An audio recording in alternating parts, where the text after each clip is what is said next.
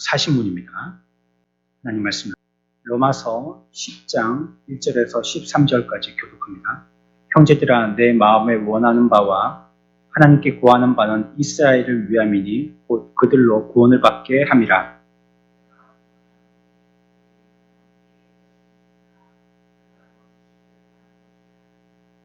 하나님의 의를 모르고 자기의 의를 세우려고 힘써 하나님의 의에 복종하지 아니하였느니라.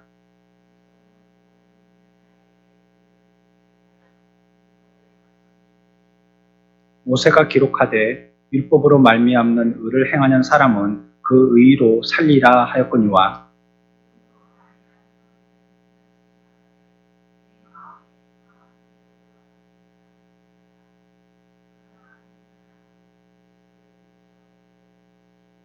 혹은 누가 무저갱에 내려가겠느냐 하지 말라 하니 내려가겠느냐 함은 그리스도를 죽은 자 가운데서 모셔 올리려는 것이라.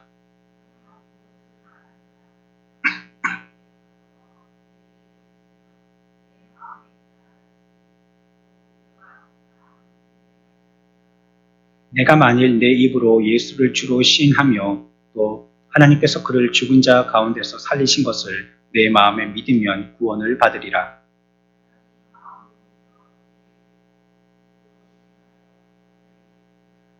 성경에 이르되 누구든지 그를 믿는 자는 부끄러움을 당하지 아니하리라 하니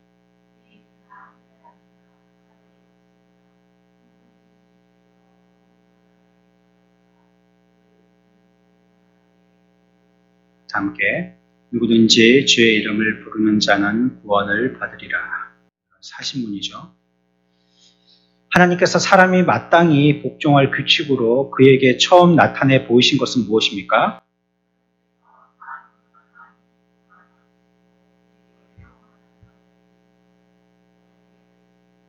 (39문은) 뭐였었어요?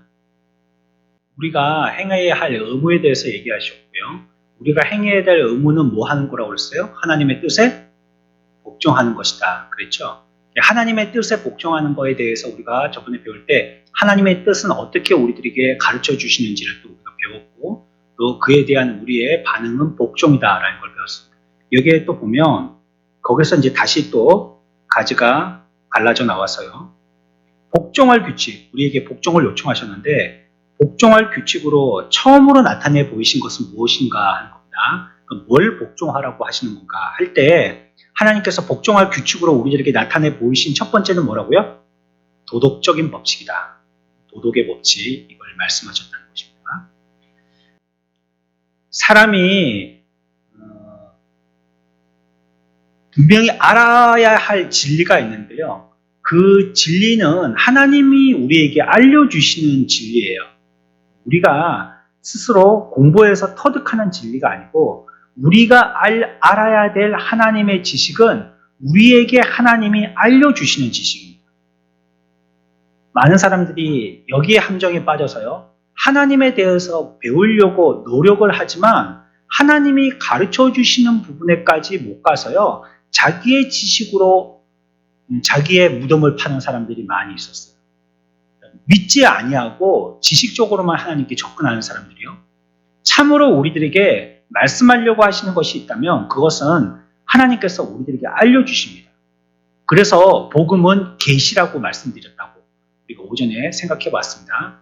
우리에게 알려주신단 말이에요. 알아야 되는 거니까. 오늘 우리가 읽었던 성경에서 말하고 있는 것처럼요. 구원의 방법으로 어떻게 하는 것이 구원을 얻게 하는 것이냐라고 물을 때 먼저는 율법을 지킴으로 구원을 얻고 그 다음에 그리스도를 믿음으로 구원을 얻는다. 이렇게 이제 크게 두 가지로 얘기합니다. 그러니까 믿어서 구원을 얻는 것과 지켜서 얻는 것, 이 두 가지를 얘기하는 거예요.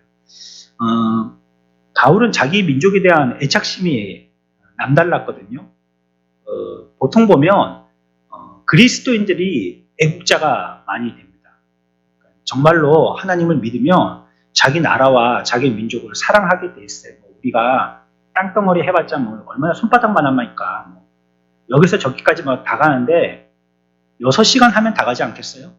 동에서 서로 가든지 남에서 북을 가든지 6시간 하면 뭐 가운데 쉬는 시간 빼고요.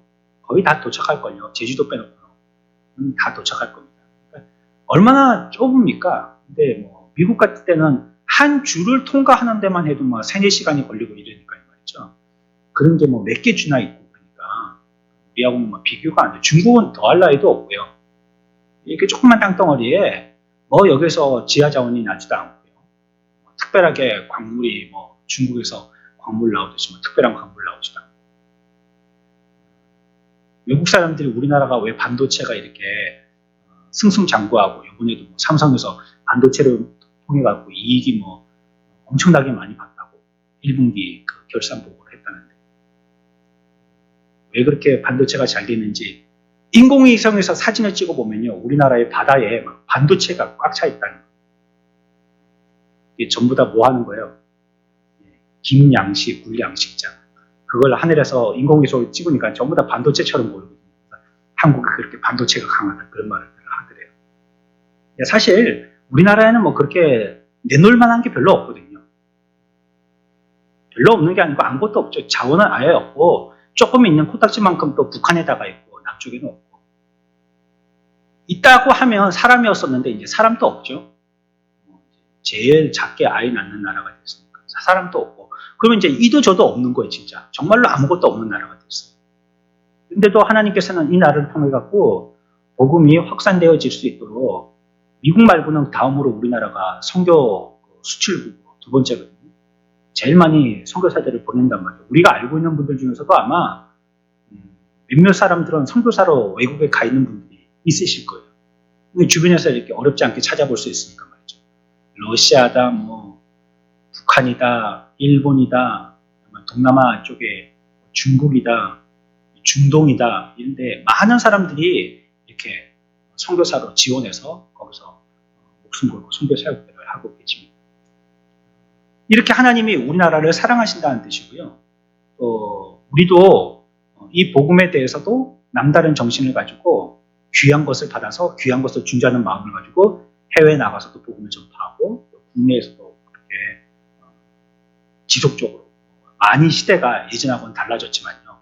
복음 전파에 애를 쓰고 하고 있죠. 이를 위해서 우리가 우리의 노력들을 게을리지 말아야 되겠고 배에서 열심히 해서 복음을 증거해내야 되겠습니다. 바울도 자기 동족에 대해서 이와 같이 이 복음이 전가되어서 그들도 나처럼 하나님을 아는 참된 메시아가 누구신지 아는 자가 되기를 이런 마음을 갖고 있었었는데요. 그래서 바울이 이스라엘을 위하여서 구하는 바가 있다 이렇게 얘기하고 있습니다. 그게 무엇이냐면 자기 민족은요 분명한 한 가지는 열심이 있다는 거였거든요. 열심이 있지만 그것은 하나님 없이 막 살려고 하는 이런 태도가 아니라 하나님을 생각하고요. 하나님께 대하여서 우리의 마음을 두고 열심을 하는 거긴 하지만 그렇지만 그들이 바른 지식이 없어서 그들이 가지고 있는 열심을 가지고 살다 보니까 점점 망해가는 것을 보도라는 걸 얘기하고 있어요. 애를 쓰긴 쓰는데 바로 믿지 못해가지고요. 그 애 쓰는 게 제대로 효과가 나지 않더라고 얘기하고 있더라는 것입니다. 그래서 2절 보면요. 내가 증언하노니 그들이 하나님께 열심히 있으나 뭐에 따른 열심이 아니에요? 올바른 지식을 따른 열심은 아니라는 거예요. 열심만 갖고 있다는 거예요. 우리나라가 예전부터도 이런 부분에 약점이 있었죠. 그렇죠? 우리가 어제 소풍 가서도 우리 할머니들하고 같이 식사하면서 그런 얘기를 했는데 예전에는요 한국의 경제 성장과 같이 교회 성장도 비슷하게 성장됐거든요. 그래서 아주 기하급수적으로 성장이 됐어요. 예전에는 초점이 무엇이었냐면 교회마다 그 많은 재원들을 어떻게 모으느냐 하는 것이 초점이었었어요. 사람들을 모으는 거. 그래서 그때 전도의 방법으로 사용됐던 게 총동원 전도 이런 겁니다. 말해서 보십시오. 총동원. 총동원인가 이거는 뭐 비상시고요. 그리고 이거는 뭐 전쟁 때 같은 그런 분위기예요. 전쟁 같은. 전부 다 동원돼야 된다. 이제 낳은 애기도 데리고 와야 되고, 내일, 오늘 내일 하시는 분도 데리고 와야 되고, 이게 총동원이 돼야 된다. 그게 목적은 뭐예요? 하여튼, 이 사람이든지 저 사람이든지 데리고 와서 모으는 거였어요. 그리고 모아서 그 사람들에게 이제 또 다른 사람들을 데리고 오도록 해야 되니까 그 사람들을 또 보냈단 말이에요. 뭐 하도록? 총동원하도록. 또 보냈단 말이에요. 그러니까 우리는 계속 총동원 세대예요. 총동원 세대. 그래서 뭐 교회 병폐 가운데도 보면 A 교회 갔다가 이제 품앗이 하는 거죠. B 교회 한번 가지고 여기 총동원 주일에는 또 내가 가지고 또 우리 교회 총동원 주일에는 또 그 사람이 와주고 이렇게 품앗이 전도하는 이런 좀 묻지 못할 장면도 보여지고 그랬었죠. 일단은 그때는 총동원 돼가지고요 많이 모으는 게 관건이었거든요. 그래서 교회들마다 또 그게 효과가 나서요. 제가 어릴 때도 전도하는데 전도지도 안 가지고 전도했습니다. 뭐 예수 믿으라고 말도 안 하고 했어요. 뭐 했냐? 앞에 이렇게 몸집이 이렇게 듬직한 그런 여자 전도사님, 아줌마 전도사님이죠. 제가 어릴 때 봐서 아마 그럴 겁니다. 실제로 그런지 모르지만 이렇게 풍성하신 이분이 이따만한 큰 북 있죠. 큰 북. 그걸 딱 메십니다. 그리고 둥둥 치면서 그냥 걸어가시는 거예요. 그리고 뒤에는 원래 다니던 교회학교 애들이 따라가는 거예요. 붕붕붕붕 치고 우리는 아무 말도 안 하고 붕붕붕 치고 그냥 뒤에 따라만 가는 거예요. 그런데 그래갖고 동네를 한 바퀴 돌고 오잖아요. 그러면 뒤에 이만큼 붙어있어요. 막 사람. 그래갖고 그 예배당이 막 미에 터져가지고 하여튼 그분이 땀을 엄청 흘리시는 여자 전도사님이셨거든요. 땀을 막 비 오듯이 흘리시는데 앞에서 막 썽도 내고 그 많은 애들 통제가 다 안 되니까 막 화도 내고 막 소리도 지르고 막 그리고 또 율동할 때는 막 율동을 막 땀을 뻘뻘 흘리면서 찬양하면서 율동을 하시고 그랬던 기억이 납니다. 그렇게 해서 효과가 났었을 때가 있었거든요. 그때는. 그러다 보니까 뭐가 문제였냐면 또 다른 사람을 갖다가 총동원으로 전도하기 위해서 보낼 때 그 사람을 또 보낸 거예요. 북치고 따라온 사람. 그 사람 보고 또 총동원하라고 보낸 거예요. 자꾸 그렇게 되죠. 그렇게 되니까 이제 이 사람은 배우는 게 뭐냐면 총동원하는 거는 배우는 거예요. 그래서 한국교회가 건실하게 자라는데 수적으로는 많은 부흥을 일으키고 발목할 만한 그런 효과를 냈지만 질적으로는 모자른 면이 생겼어요. 제대로 가르치지를 않은 거예요. 그래서 직분을 줄 때에도 그 직분이 충분하게 알 수 있도록 그의 사상도 바꿔놓고 또 교육의 기초도 바꿔놓고 또 보는 시각도 바꿔놓고 이렇게 해서 그 사람에게 또 총동을 하든지 뭐 안 총동을 하든지 시켜야 되는데 충분한 교육이 없이 하다 보니까요 그냥 자기가 해온 그 인생의 삶을 가지고 하는 거예요. 그냥 총동원. 그래가지고 교회에서는 또 일을 맡긴단 말이에요. 총동원을 많이 데리고 오면 교회에서는 사람 많이 데리고 온 사람에 대해서 직분을 줘버리거든요. 근데 이 사람은 배운 건 없어요. 그냥 총동원하는 것만 배운 거예요.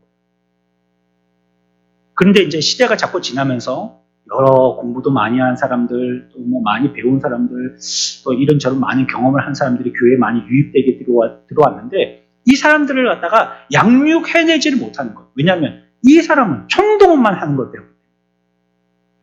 그래서 교회 안에 와가지고 오긴 왔는데 서로 부딪히고 싸우고 상처받았다, 시험받았다, 그러고 막 세 쪽, 네 쪽이 돼서 나눠지기 시작한 겁니다. 그래서 직분을 받으려면요, 충분히 교육하고 받아야 돼요. 충분히. 최소한 3년은 교육하고 받아야 돼요. 3년쯤. 이것도 공부하고 저것도 하고 이것도 배우고 저것도 배우고 해서 여러 면들에 대해서 내가 어떻게 할 건지 기술적인 것도 배우지만요. 교리적인 것도 새롭게 배우고요. 교회 역사에 대해서도 배우고 교회 정치나 행정에 대해서도 배우고 신방이나 이런 것들, 전도, 이런 거, 선교 이런 거에 대해서도 배우고 다 배워야 돼요. 체계적으로. 아니 안 그러면 다른 사람들을 자기가 길러낼 수가 없으니까요. 만약에 뭔가를 갖다가 하기 위해서 이 사람이 앞에 나와서 마이크를 잡는데 어떻게 가르칠 거예요, 사람들? 자, 우리 교회에서 이런 문제가 생겼는데 이 문제를 어떻게 해결해야 되겠습니까? 할 때 이 사람은 뭘 활용하겠어요? 그러면 배운 지식이나 기반되어진 이론이나 우리가 알고 있는 것, 또 최소한의 상식 이런 것들로부터 해서 차츰차츰 영적인 부분에까지 나가야 되는데 그런 게 없다면요. 물론 기도하시겠죠. 기도하시겠지만 그게 한계가 있다는 거예요. 한계가. 그래서 남녀노소를 불문하고요. 우리는 계속 배워야 됩니다. 열심히 하여서 배워야 됩니다. 오늘 또 성경 공부했나요? 하셨나요? 네. 계속 배워야 됩니다. 나 예전에 알았다고 할지라도 또 배워야 됩니다. 자꾸 배워야 돼요. 내가 생명을 길러내야 할 책임이 있기 때문입니다. 산모에게 중요한 거는요. 잘 자고 또 뭐 하는 거예요? 잘 영양 섭취하는 겁니다. 산모는 왜?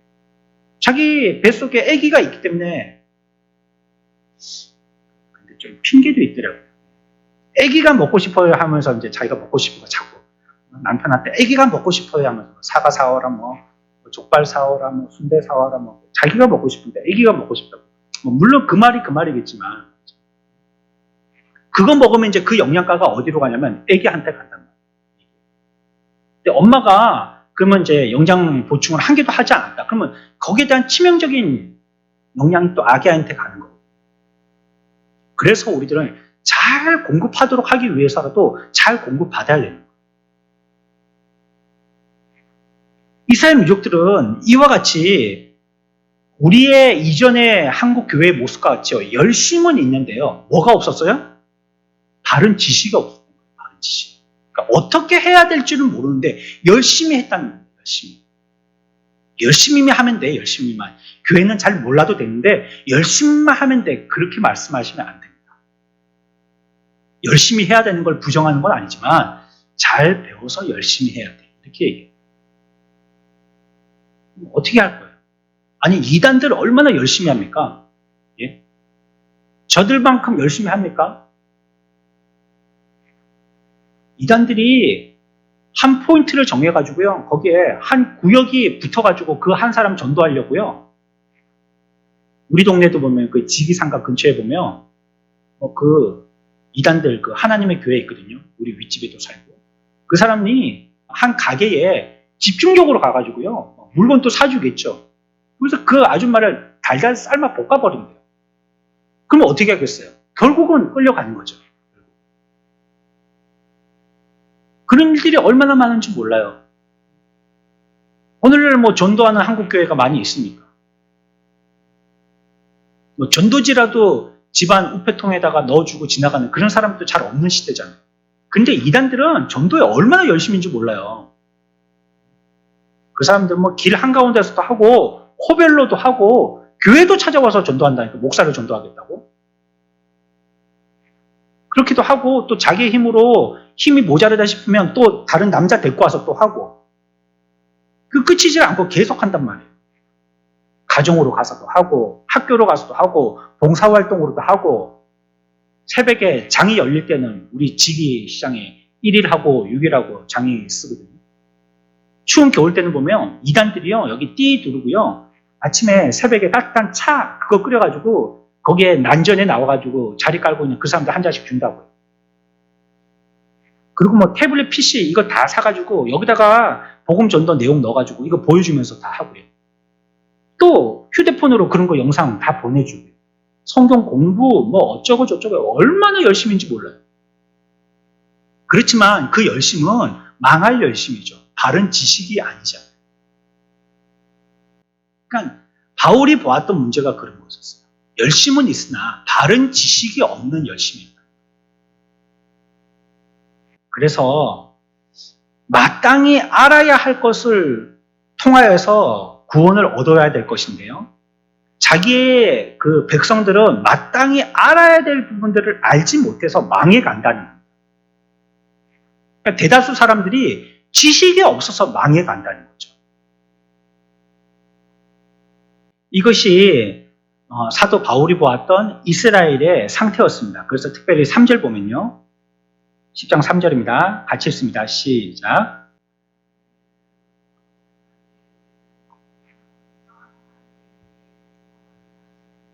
이 폐해입니다. 그러니까. 열심은 있는데 자기 열심이 있고 바른 지식의 열심이 없었거든요. 그러니까 하나님의 의는 모르고요. 자기 열심 가지고 자기 의 세우려고 했다는 겁니다. 자기 의. 그러니까 하나님의 의를 통하여서 하나님의 의를 세우고 하나님의 의에 복종하는 사람이 돼야지 바른 지식을 가지고 있는 사람인데 그렇지 않다는 거예요. 교회에서 열심은 하는데 자기의 열심 가지고만 하다 보니까 하나님의 의를 세우는 것은 도외시하더라는 거예요. 그러니까 자기의 이름이 먼저, 쉽게 얘기하면요. 자기의 이름이 선전되는 것이 먼저지 하나님의 거룩이나 하나님의 의로움은 뒷전이라는 거예요. 이게 안 좋은 소리에서 죄송하지만요. 그래서 뭐 이렇게 무슨 기구 장비 같은 거 살 때도 보면 거기에 대한 비리에 대한 얘기를 얼마나 많이 듣는지 모르겠어요.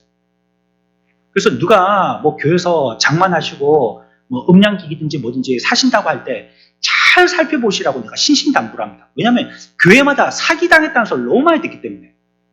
똑같은 브랜드예요. 똑같은 시리얼 넘버도 알지만 똑같은 모델인데요. 어떤 데는 100만 원을 샀대요. 근데 옆에 교회 가보니까 그 150만 원 샀대요.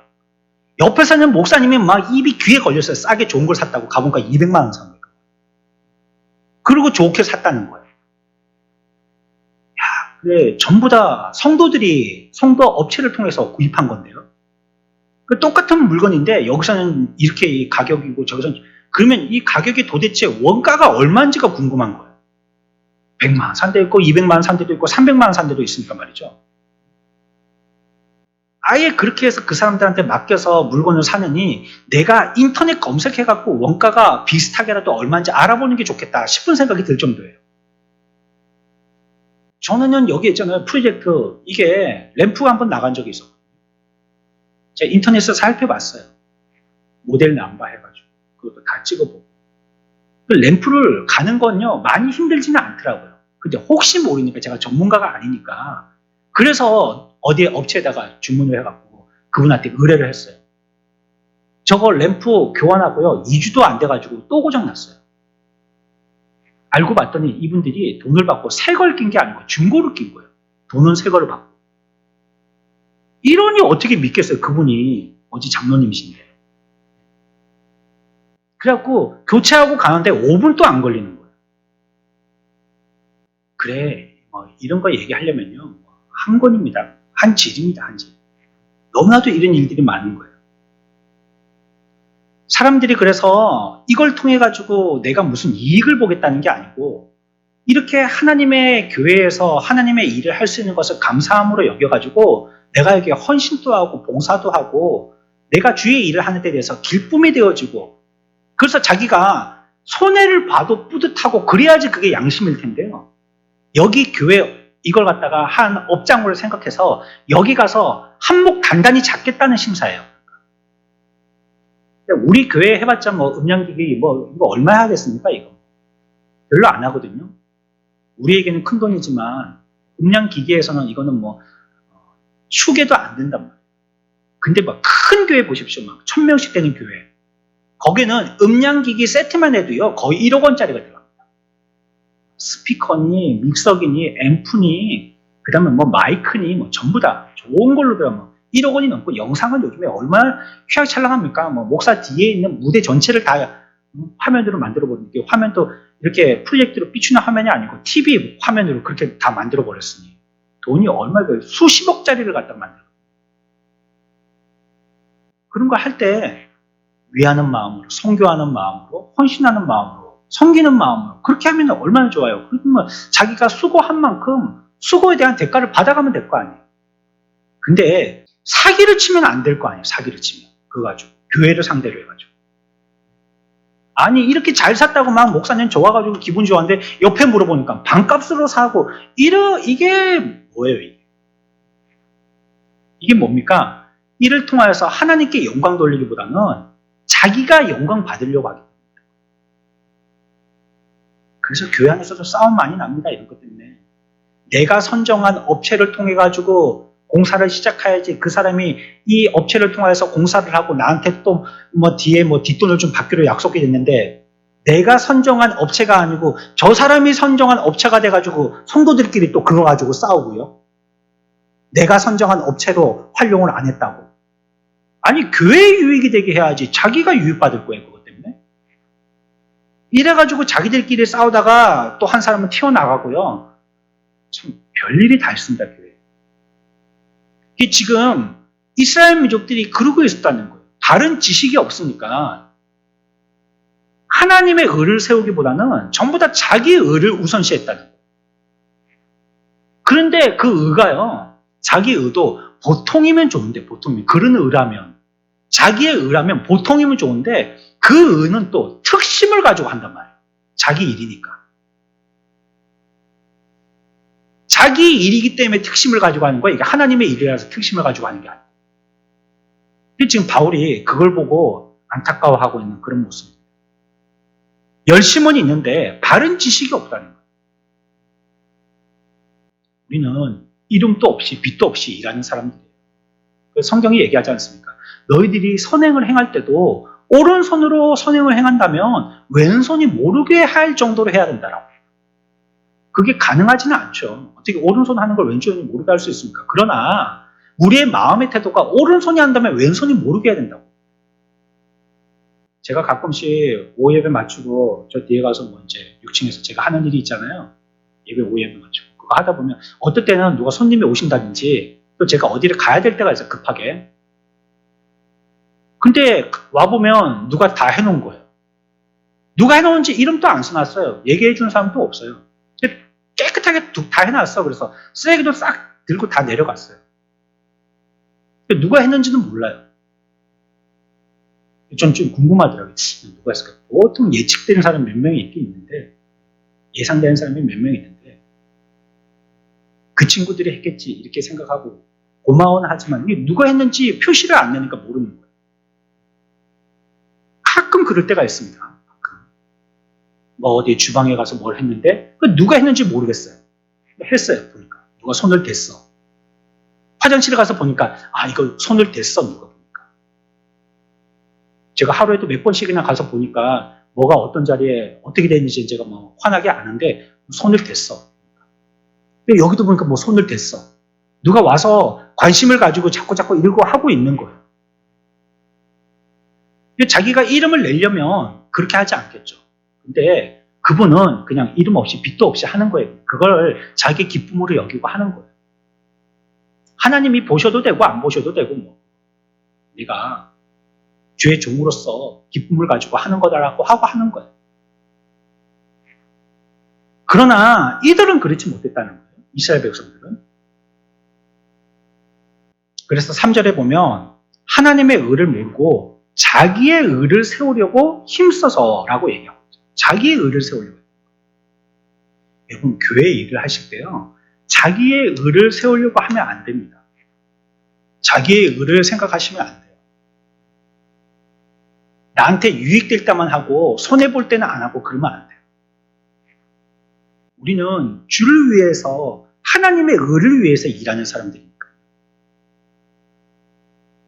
하나님의 의는 하나님이 주시는 의이기 때문에 사람이 받으면요. 하나님께서 의롭다고 만족하게 여기시는 의예요.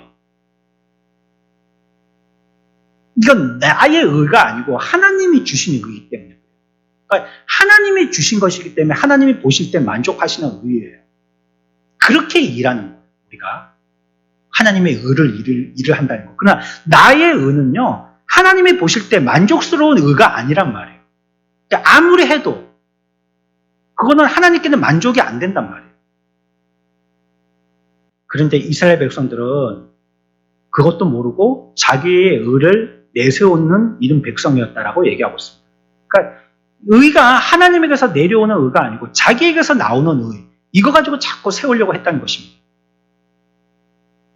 그래서 이 두 가지를 아주 이렇게 팽배하게 두 개 딱 대립시킵니다. 자기의 의와 하나님의 의를 딱 대립시켜서요.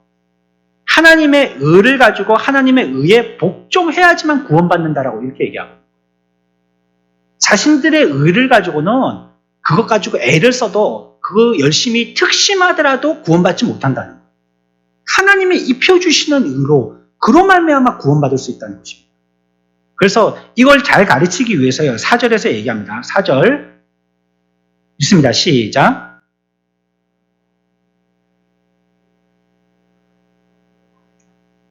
뭐가요? 뭐가 그렇다는 거예요? 그리스도가. 그리스도는 모든 믿는 자에게 의를 이루기 위해서. 그러니까 우리의 의는 내가 만든 내게서 솟아나는 의가 아니고 어디에서 나오는 의여야 돼요? 그리스도에게 나오는 의여야 된단 말이에요. 그분이 입혀주신 의. 그거야 된다라고 얘기하고 있는 것입니다. 그래서 끝에 보면은 그 의를 이루기 위해서 뭐에 마침이 되었다고요? 율법은 자기의 의를 얘기합니다. 그러니까 율법은 뭘 지켜야지 된다는 그 말이거든요. 그러니까 나는 나를 위해서 뭘 지키면서 구원을 이루어간다는 얘기예요. 근데 여러분들 몇 가지를 지켜야지 우리에게 의가 될 수 있을까요? 한도 끝도 없겠죠? 오늘까지 제가 100가지를 지켰다 봐요. 근데 오늘부터 해서 다음 주까지는 10가지를 더 지켜야 돼요. 그걸 갖다가 또 다 지켰어요. 근데 다음 주 되면 또 10가지가 또 있어요. 그래갖고 평생 살아가도록 우리가 지켜야 할 나의 의는 계속 된단 말이에요. 또 지키고 또 지키고 또 지키고 앞에 지켰던 거 또 깨가지고 새롭게 지키고 잊어먹어서 새로 지키고 계속 그렇게 내 의를 가지고는 나는 지켜나가야 된다는 거예요. 그러나 이제는 더 이상 우리가 그럴 필요가 없는 게 뭐가 우리의 의가 됐기 때문에요? 그리스도가 우리의 의가 됐기 때문에 이제는 그 그리스도의 의를 입으면 그 의를 우리가 덧입게 되어지면 내가 지켜야 할 의는 더 이상 해야 된단 말이에요? 안 해도 된단 말이에요? 구원을 이루는 데는 더 이상 그 행위로 말미암아 내 의를 삼을 필요는 없다는 거예요, 이제는. 그러니까 그리스도가 내가 지켜나가야 할 율법의 행위에 뭐가 됐다고요? 예, 마침이 됐다는 거예요. 그게 더 이상 안 해도 된다 이 말입니다. 그러니까 예수 믿고 남봉꾼처럼 아무렇게나 살아라 이 말이 아니라 우리가 지켜서 구원을 이루는 것은 그리스도로만 마침이 됐든지 더 이상 안 해도 된다는 것입니다. 구원은 없는 거예요. 더 이상 지켜서 얻게 되어지는 그 구원은 나에게는 상관이 없게 됐다는 거예요. 그리스도인에게 향하여서요, 이 율법은 끝났다라고 선언하고 계신 것입니다. 그래서 구원은요, 어떻게 얻게 되어지냐면 나의 의를 통해서 율법을 지켜서 얻는 게 아니고요. 이제는 그리스도가 우리들에게 입혀주신 그 의를 우리가 뭐 해서 얻는다고요? 어떻게 해서 얻어요? 예, 그래서 이제는 믿어서 얻는다는 겁니다. 믿어서. 그 의를 우리에게 덧입혀 주실 때 그걸 그냥 온통 오늘 오전에도 생각했잖아요. 우리의 구원은 하나님이 통째로 주신다고 했죠. 처음에서 끝까지 통으로 씌워서 주신다고요. 이게 그 가운데 내가 뭘 관여하고 거기에 기여하고 그럴 게 없단 말이에요. 통으로 우리에게 씌워주시기 때문에. 그것처럼 우리의 의도 하나님이 그냥 통째로 입혀주시기 때문에 그 의로 말미암아 내가 그 의로 구원받아 하나님의 자녀 되었음을 믿기만 하면 된다는 거예요. 믿으면. 지켜서가 아니고 믿으면 된다는 거예요. 그래서 이제 율법이 아니고 믿음으로 의에 이르나니 라는 말이 돼요. 그러면 율법이 소용없어요? 율법은 뭐 개나 줘버려 그러면 됩니까? 그러면 안 된다는 거예요. 율법의 의미는요, 우리가 하나님께 나아가도록 하는 길을 우리에게 제시해 주는 게 율법이거든요. 너는 어떤 존재야 이걸 밝혀준단 말이에요. 그래서 결국은 우리가 어디까지 막닥치게 되냐면 금방 우리가 살펴본 것처럼 우리의 힘으로는 구원이 불가능하구나라는 데까지 이르게 만들도록 하는 게 율법이란 말이에요. 그래서 그를 통하여서는 구원받지 못하지만 나의 상태를 알고 그리스도를 말미암아 구원받게 인도는 해준단 말이에요. 그랬으면 이제 우리가 구원받은 이후에 어떻게 살아야 되냐면 이 율법을 우리의 구원의 방법을 삼아서 살아야 된다는 거예요. 버릴 게 아니고.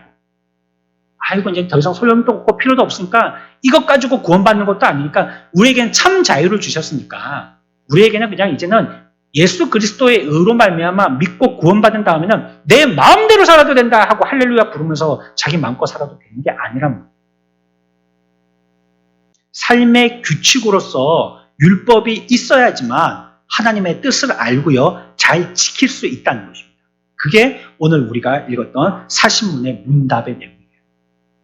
그래서 하나님께서 마땅히 우리에게 복종을 규칙으로 정하셨는데 어떤 것들로부터 지켜야 되냐면 그래서 우리에게 도덕 법칙을 주셨다. 이게 뭘 주셨다는 겁니까? 율법 주셨다. 도덕적으로 이렇게 지키면서 살으라고. 너희들이 복종하는 자로 살 거면 이렇게 복종하면서 살으라고 아웃라인을 제시해 주셨다는 거예요. 우리에게. 이렇게 살아야 되니까 그리스도인들은 이렇게 살아야 되는 거야. 그거를 살아서 구원 얻는 게 아니지만 구원을 얻은 우리들은 이렇게 살아야 되는 거야. 하나님의 자녀들은 이렇게 살아야 돼. 우리 학교에 이제 입학했잖아. 그러면 교칙은 이런 거야. 이런 거 지켜야 되는 거야. 이렇게 우리에게 제시해 주신 거예요. 그래서 어렵다 일컬음을 받은 사람들이 어떻게 사느냐면 거기에 대한 대답은 이와 같이 율법으로 통하여서 산다. 율법의 규칙을 통해서. 그래서 율법은 전혀 우리들에게 다 없어지고 망가뜨려도 되고 사라져야 되고 없애버려야 되는 그런 게 아니란 말이에요. 예수님도 이 세상에 오셔가지고 율법대로 사셨잖아요. 난지 8일 만에 할례 받으시고 그리고 또 명절을 지키러 가시고 또 유월절을 지키시고 또 예루살렘의 마지막 때 한 주 동안 또 올라오시고 율법을 지키기 위해서 그렇게 사셨단 말이에요. 그러니까 우리가 마치 대양 가운데에서 동서남북이 구분이 안 갈 때에 저 멀리 있는 등대의 빛이 우리가 가야 할 길에 대해서 기준이 되어서 그쪽으로 가게 하듯이 율법이 우리로 그런 역할을 하게 해준다는 것입니다. 앞에서 얘기한 것처럼요. 율법을 지켜서 의롭다라고 여김을 받는 것을요. 이거는 자기의 의를 세운다 이렇게 표현하고 있어요. 그래서 5절에서 얘기하기를 모세가 기록하되 율법으로 말미암는 의를 행하는 사람은 그 의로 살리라 이런 것입니다. 자기가 지켜가지고요. 의를 행하여서 자기의 의로 세우려고 자기의 의를 세워서 살려고 하는 사람들이 있다. 그런 사람들을 통하여서 그 사람은 그의 의로 살리라 이렇게 표현하고 있는 것입니다. 율법을 사용해서요. 의에 이르려고요. 율법을 행하여서 사는 사람들이 있다는 것입니다. 우리의 구원은 하나님이 우리들에게 허락하여 주신 은혜로 말미암아 얻게 되어졌고요. 그것은 율법이 아니고 예수 그리스도의 그 구원의 은혜에 그리스도의 의로 인해 가지고 우리가 구원받게 된 것입니다.